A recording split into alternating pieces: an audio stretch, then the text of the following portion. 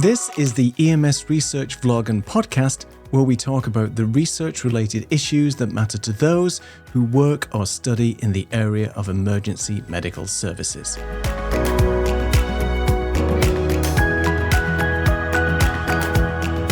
Your host is Bram Duffee, who is a paramedic and communications professor.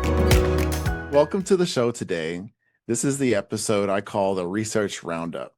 And it's because I'm not able to interview every single person, but I do read a lot. And there's a bunch to share with you about some of the latest studies in EMS. And that includes both pre-hospital and emergency medicine.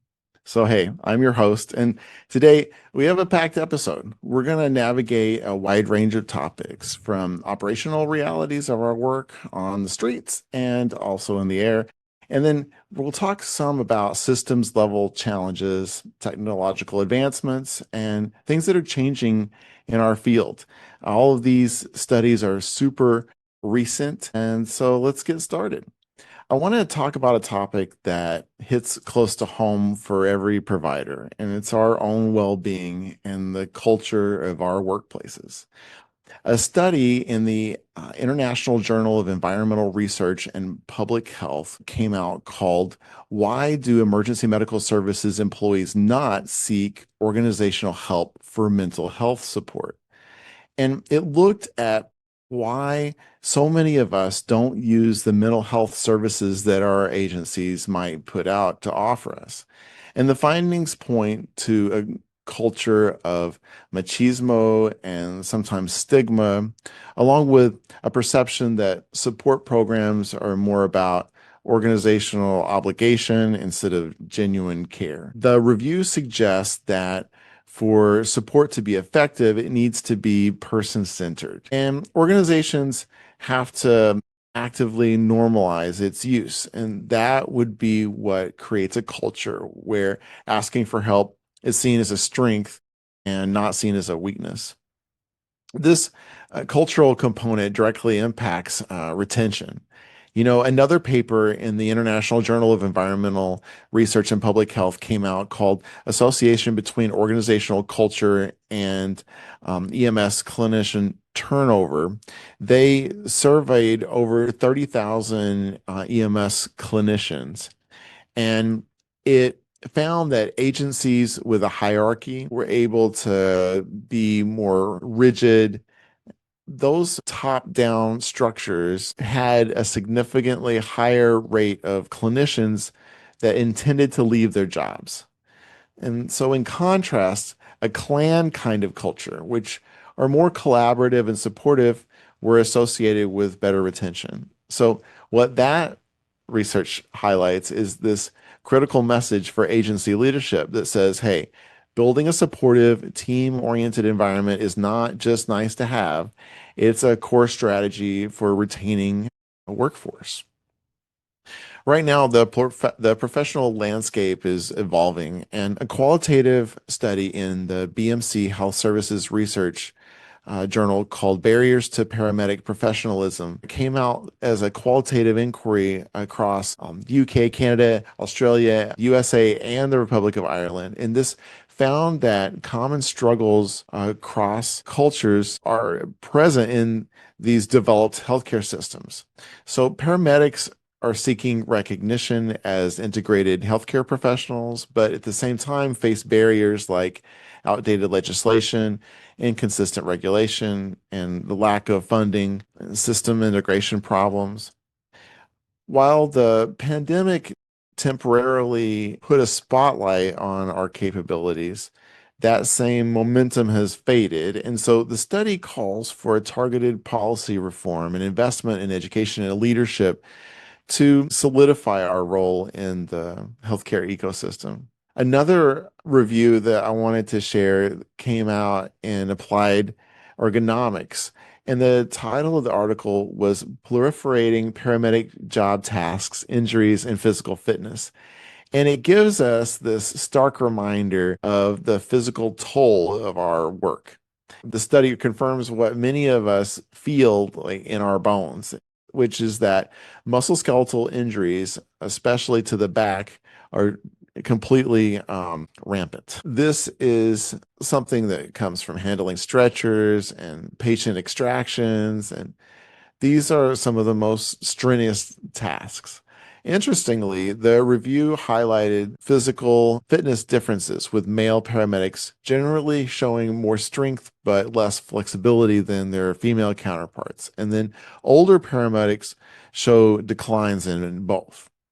This data is crucial for developing targeted injury prevention programs and realistic physical standards to keep us safe and effective throughout our whole career. On the topic of physical attributes, there was a mannequin study in the Journal of Medicine called Rescuer Body Mass Index and Smoking Habits Affect Cardiopulmonary Resuscitation Quality. And this research study that was in medicine found that a lower body mass index was associated with suboptimal CPR quality. And then at the same time, height and weight also played a role. It's this fascinating look at how our own physical characteristics do influence patient care. Now, I want to shift our focus to patient care and start with some of the most critical calls that we run. And so we'll just begin with cardiac arrest. Study from resuscitation titled The Impact of Dispatcher Assisted CPR and Prior Bystander CPR Training on Neurological Outcomes in Out of Hospital Cardiac Arrest reinforces this immense value of bystander intervention. The study analyzed over 2,700 patients and found that any form of bystander CPR was better than none. But the results get more interesting because untrained bystanders who received dispatcher assistance had significantly better outcomes than those who didn't. And for bystanders who had already had CPR training, those outcomes were even better.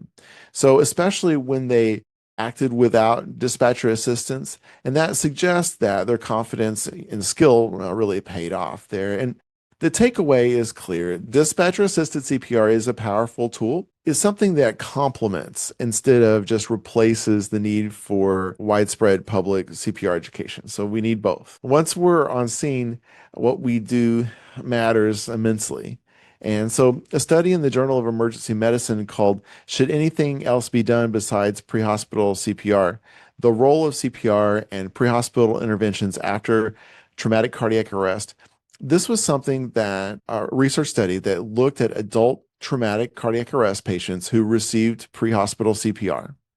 And while the overall prognosis isn't great, 30% of patients had a pulse upon arriving at the emergency room, and out of those, 35% survived. A key finding was that penetrating trauma and pre-hospital thoracostomy were independently associated with getting a pulse back.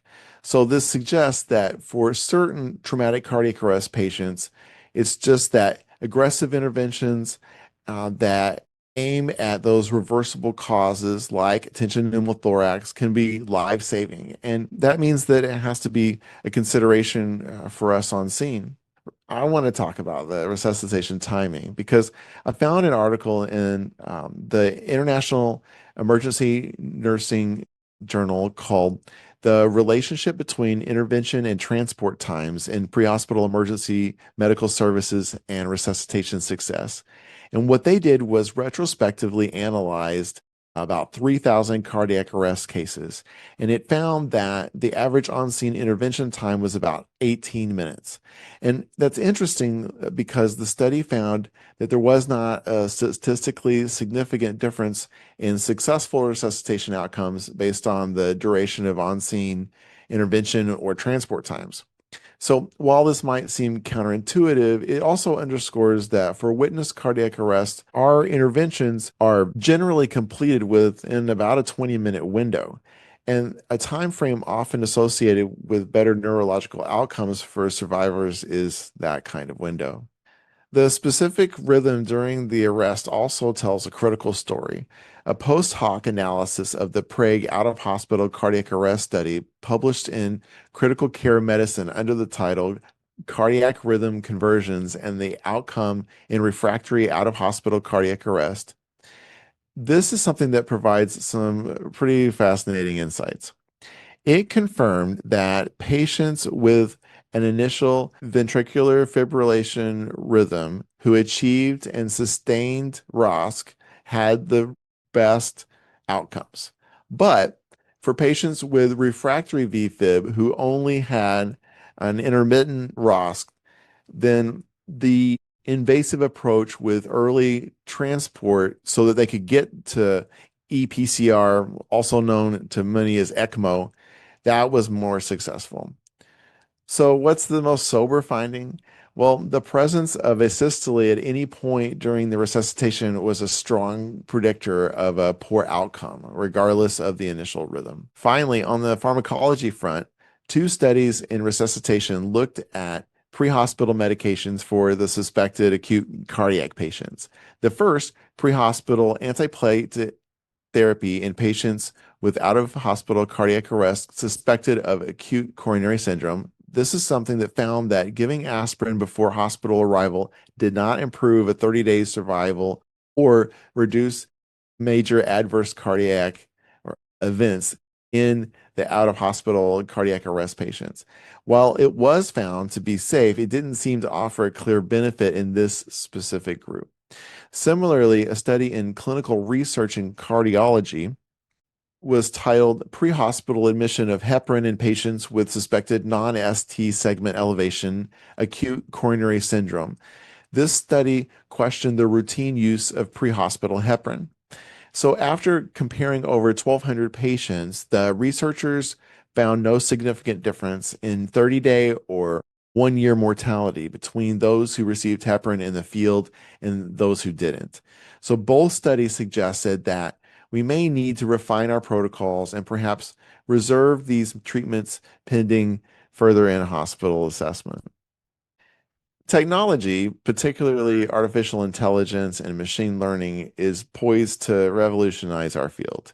We're seeing its application from dispatch all the way to diagnosis. And so let's start at the very beginning of a call.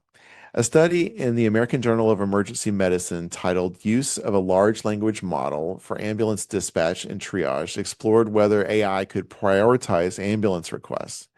And so researchers gave ChatGPT groups of real-world dispatch requests and asked them to pick the highest priority patient. Then they compared the AI's choices to those of experienced paramedics. The AI agreed with the paramedic panel over 76% of the time. And even more impressively, when the human experts were unanimous in their decision, the AI agreed with them almost 94% of the time. So this is a powerful proof that these large language models could one day become a valuable tool for dispatch and in that way help allocate resources more effectively. Another innovative approach described in Traffic Injury Prevention Journal is this article called Prediction of Urban Medical Emergencies Using Machine Learning Models Based on Spatial and Temporal Variables. This is a study that used machine learning to forecast emergency occurrences. So by feeding a model data on location, weather, traffic, demographics, researchers in Colombia were able to identify periods with higher emergency volumes in a large volume area. While predicting this exact time and place of the emergency remains a challenge, this type of modeling could be a game changer for the system preparedness when it comes to things like resource deployment. Once on the scene, AI can also help us interpret our own findings. A study in academic emergency medicine called Words to Live By, using medic impressions to identify the need for pre-hospital life-saving interventions, analyzed the free text narratives written by flight medics. And so, using a machine learning model, they were able to predict a patient's need for life-saving interventions like intubation or blood transfusion with good accuracy.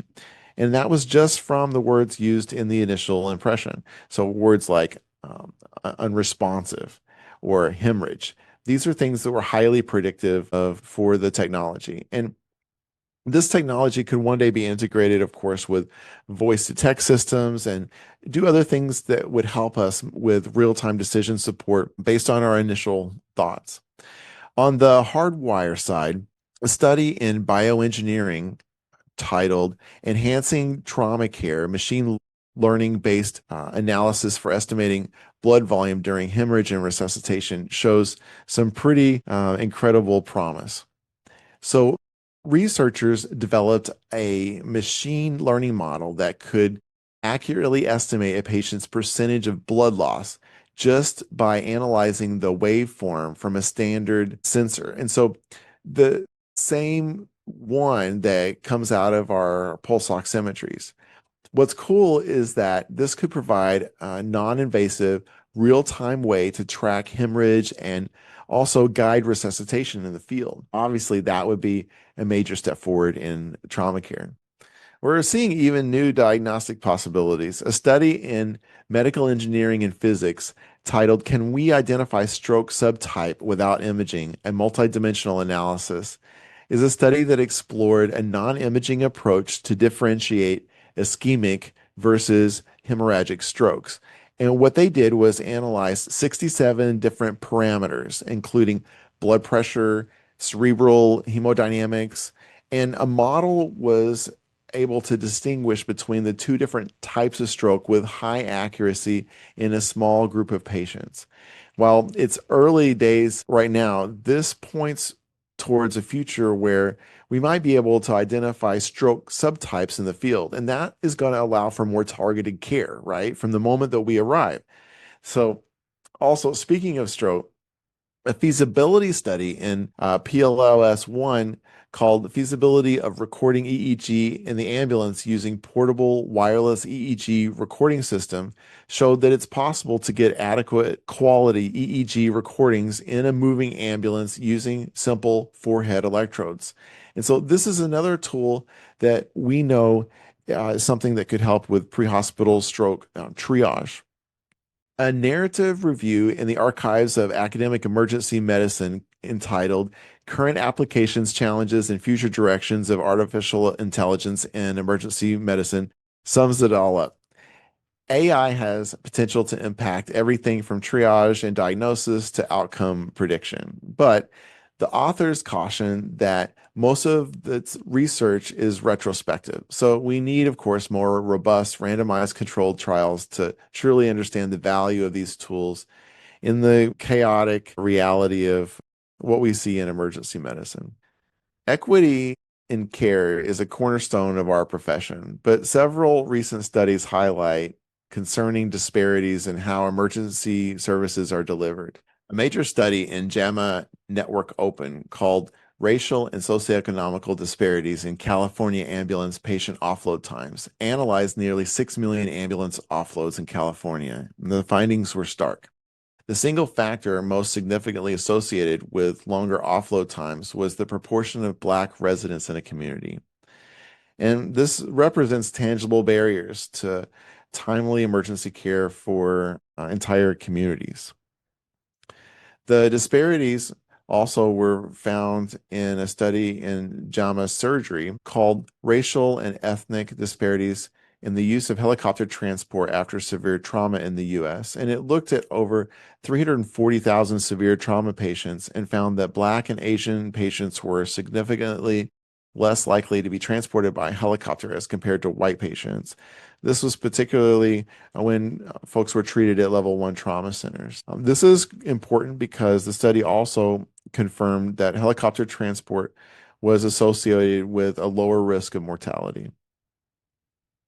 An editorial in Resuscitation titled Disparities in Pre-Hospital Critical Care Response, Further Understanding Potential Fractures in the Chain of Survival comments on a UK study with similar themes.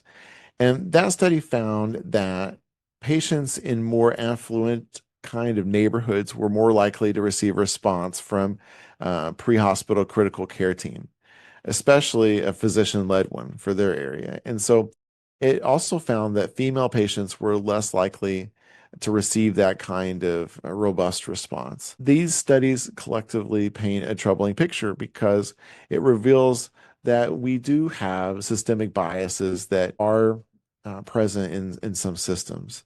It's also a call to action for us to continue to examine our systems for our biases that might prevent equitable care for every patient. Let's transition to some specific clinical challenges and operational topics that we face every day.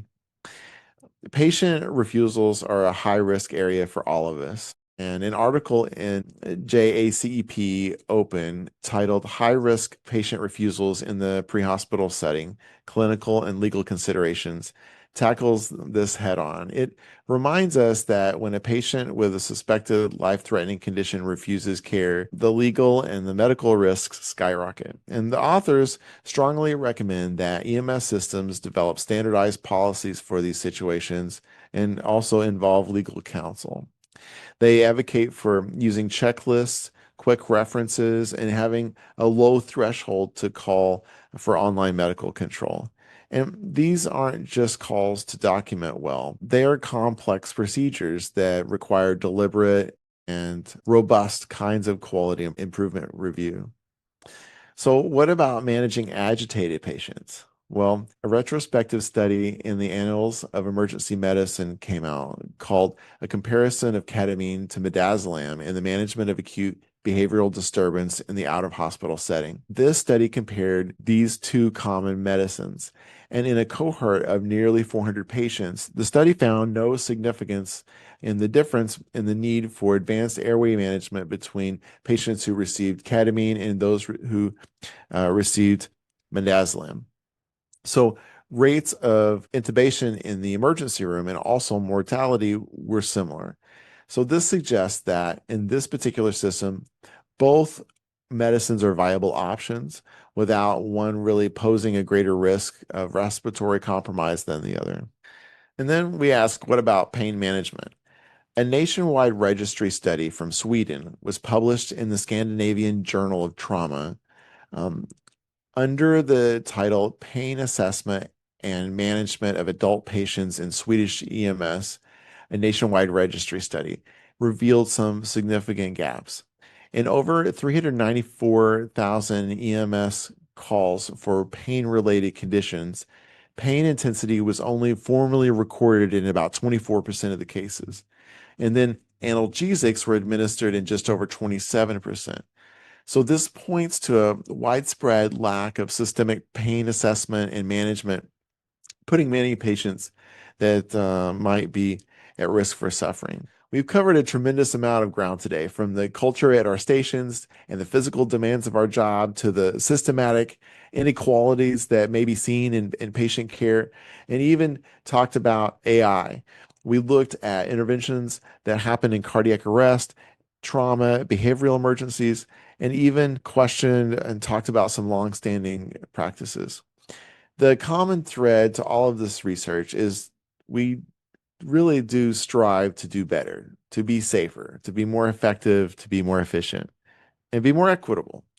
The findings that we discussed today have real-world implications for our protocols, our training, and for our use of data, and also how we advocate for our profession and for our patients. Like many of you, I'm also an EMS instructor, so I know what it's like to have topics that are important to cover but are not actually in your curriculum. So when it comes to EMS research, I want you to know that I've been joining EMS classes lately in a virtual kind of way. It's fun for me to meet your students and talk about EMS research, or even talk about how things are done differently where I am versus where you are. So if you're an EMS instructor like me and you want to give your students a flair of what EMS research is all about, just fill out the inquiry form on my website at professorbram.com. This is professorbram.com, and I'll be in touch. I want to also invite you to check out my latest book. I co-authored it with Four Arrows, who has 2 doctorates and is an expert on indigenous scholarship and hypnosis. We've got to look at each individual patient as a human being who is in need. And we've got to know that when we're in need, we do look to others, no matter how self-reliant we are. if we are in a situation that we've never encountered before, that self-reliance begins to seek, is there anyone that can help me with this situation? I mean, you've used a pretty drastic example with the arm cut off, but I don't care how much skill you have. There's very few people who would be able to not say, "Oh my gosh, I need help," and then all of a sudden someone shows up with a badge. Yeah, and you think, well, maybe this is someone that can help. Well, you said that, and I said that, during the first hour of trauma, people are essentially in a state of what we now know is hypnosis state. I want to invite you to check it out because we introduce a method for communicating with patients on the scene of the emergency that takes advantage of some of the properties found in hypnosis. The book works to change the way we approach and interact with any emergency patient who's in acute distress, and it can help you be a better practitioner. The book is called Hypnotic Communication in Emergency Medical Settings for Life-Saving and Therapeutic Outcomes. Follow a link there below to find it, or you could get it almost anywhere books are sold. And if you contact me, I would be happy to mail you an autograph sticker designed to be put into the jacket cover. Hi, I'm Will Chaplot from the International Pre-Hospital Medicine Institute. You might know about us because of the literature reviews that we post every month free to review on our website at iphmi.com, and also published through GEMS Online Magazine every month. We've been doing them for 5 years, so now we've accumulated over 240 literature reviews over the past 5 years. And we've gotten feedback from our audience that said they'd like to have these things as desk references, so they'd had a rapid reference. Well, we've done it. And there are now 5 volumes of these books, one for each year that we've been publishing them. This is the latest version, volume 5. And as I said, in each of these, there's at least 48 literature reviews. They're all cataloged in the beginning of the book, so you can see what the topic area is, what pages those reviews are on, and how you can find them quickly. And again, these are a great reference, whether you're putting a lecture together, working on a paper, studying, whatever it is. This gives you the depth of field of the science that dictates what we do in the field, or what we should be doing in the field, or why we've changed the way we do things in the field. In any event, as with all of our publications, we've priced these because we want you to be able to have this book. It's only $4.99 in the hard copy here, and they're all 5 of them are available at that price. But you can also get them as ebooks, and they're available as ebooks from Amazon, from Apple, from Barnes & Noble, wherever you get your ebooks for the price of $2.99. So again, we don't do this with an aim towards getting wealthy. We do these because we want you guys to be able to have these materials, relevant information, affordable information, and an access so you can get to it. So you want the hard copies, go on Amazon, $4.99. Go to your ebook store and you get it for $2.99. If you're in the business, this is the kind of material you want to have around to settle those firehouse arguments or to help you put your materials together. Thanks again. See you all soon. I'm doing a research project related to first responders who live in the United States, and I could use your help if you don't mind being interviewed over a video call. Go to my website and fill out the form. It's at professorbram.com, professorbram.com. I just want to thank you for listening, and I look forward to sharing more insights with you in the next episode. If you enjoy EMS research, please tell your friends and like, share, and subscribe to help others get the message.